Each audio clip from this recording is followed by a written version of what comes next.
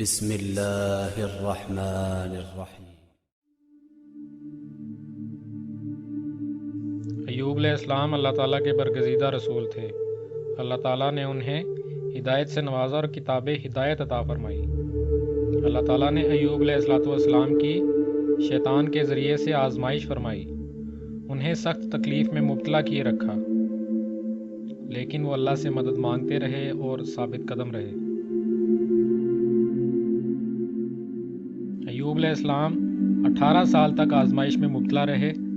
سب لوگوں نے انہیں چھوڑ دیا۔ ان کے بھائیوں میں سے 2 لوگ ان کے پاس آتے رہے۔ ان میں سے ایک نے کہا، اللہ کی قسم، ایوب نے کوئی ایسا گناہ کیا ہے جو کسی دوسرے نے نہیں کیا۔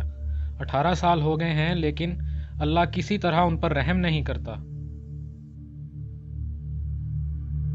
دوسرے شخص نے یہ بات ایوب علیہ السلام کو بتائی۔ ایوب علیہ السلام نے فرمایا، میں نہیں جانتا کہ اس نے کیا کہا۔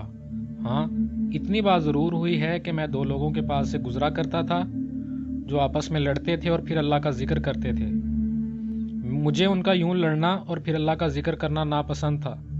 اللہ کا ذکر کیا جائے تو حق کے ساتھ کیا جائے۔ میں گھر لوٹ آتا اور ان کی طرف سے کفارہ ادا کرتا۔ ایک دن ایوب علیہ السلام نے اللہ تعالیٰ سے دعا کی، اے میرے رب، مجھے شیطان نے مصیبت میں مبتلا کر رکھا ہے۔ میں تکلیف سے دوچار ہوں اور تو بڑا رحم کرنے والا ہے۔ اللہ تعالیٰ نے ان کی دعا قبول فرمائی اور ان کو تکلیف سے نجات دے دی۔ ایوب علیہ السلام جب قضائے حاجت کے لیے جاتے اور واپس آتے تو ان کی بیوی ان کے پاس بیٹھ جایا کرتی تھی۔ ایک دفعہ انہوں نے دیر کر دی تو اللہ تعالیٰ نے وحی بھیجی، اے ایوب، اپنا پیر زمین پر مارو۔ پیر زمین پر مارتے ہی پانی کا چشمہ نکل پڑا۔ اللہ تعالیٰ نے فرمایا، یہ تمہارے نہانے اور پینے کے لیے ٹھنڈا پانی ہے۔ اس طرح سے اللہ تعالیٰ نے ایوب علیہ السلام کو شفا عطا فرمائی۔ پھر جب ان کی بیوی ڈھونڈتی ہوئیں ان کے پاس پہنچیں تو انہوں نے پوچھا، کیا تم نے ایوب کو دیکھا ہے؟ اللہ کی قسم، بیماری سے پہلے وہ تمہارے جیسے تھے۔ ایوب علیہ السلام نے فرمایا کہ میں ایوب ہی ہوں۔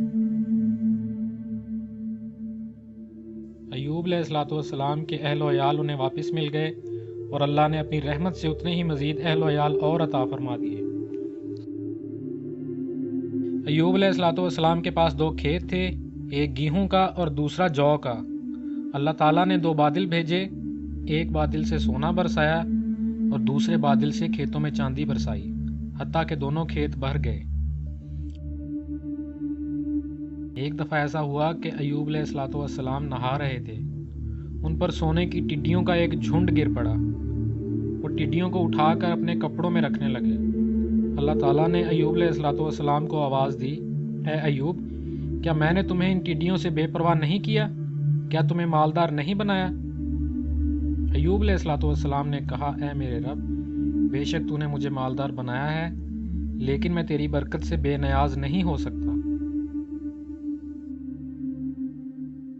قرآن و حدیث اور تاریخ کی کتب میں ایوب علیہ السلام کی وفات کے بارے میں وضاحت نہیں ملتی۔ ہم نے وہی تفصیل بیان کی ہے جو ہمیں قرآن اور صحیح حدیث سے ملی ہے۔ الحمدللہ۔